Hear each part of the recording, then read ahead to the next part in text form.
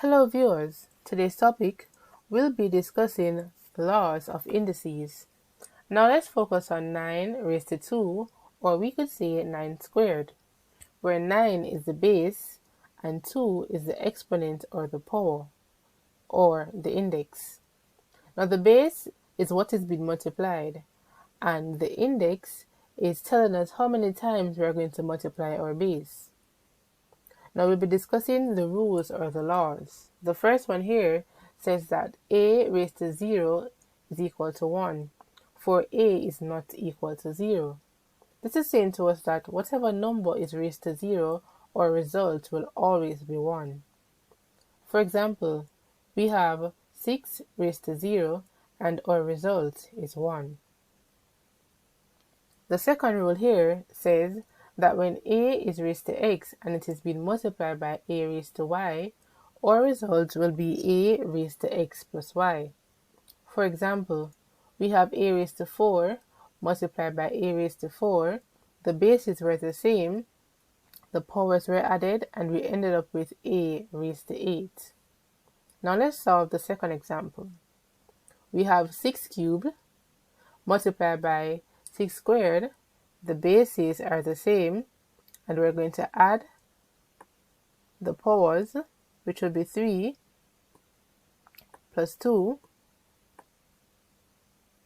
which will give us our answer 6 raised to 5.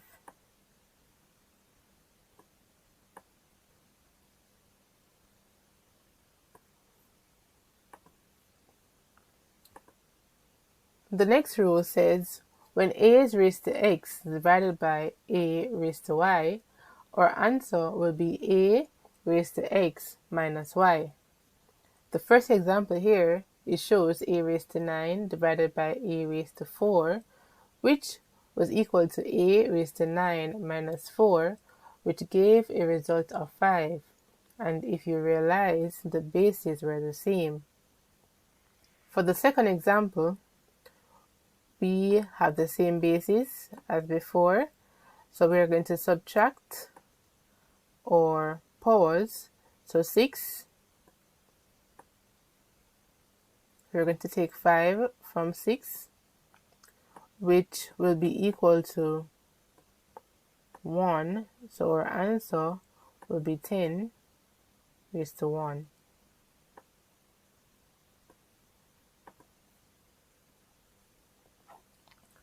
The next rule here says that if we have a raised to x, which is in a bracket, and then being raised by y, we will multiply both of the powers, so it will end up with a raised to x multiplied by y.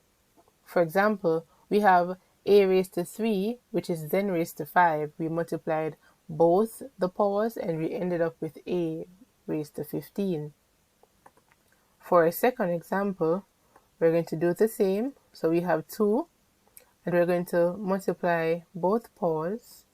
2 multiplied by 2, which will give us our result to be 2 raised to 4.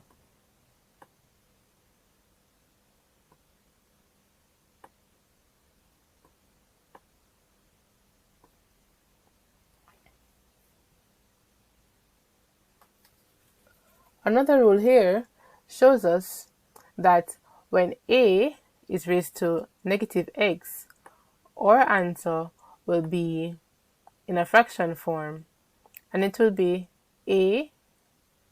1 over the positive form a raised to x. So for example here, we would simply rewrite it in a fraction form, which will give us 1 over a raised to 4. For the second example, we'll have 1 over 5 raised to 4.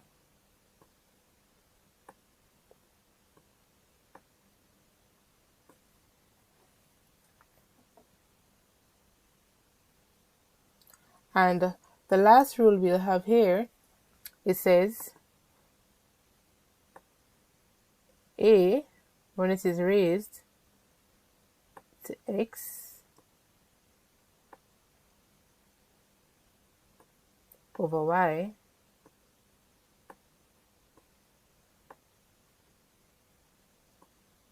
it will be equal to the square root of a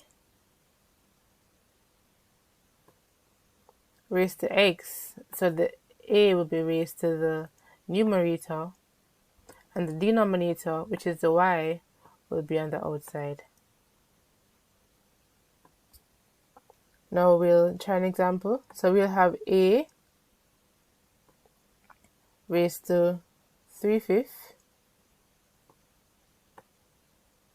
And remember, we'll have it written with our square root, and then a will be raised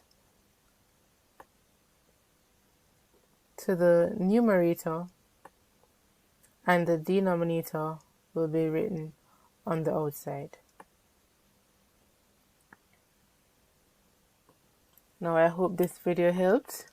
Thank you so much for watching.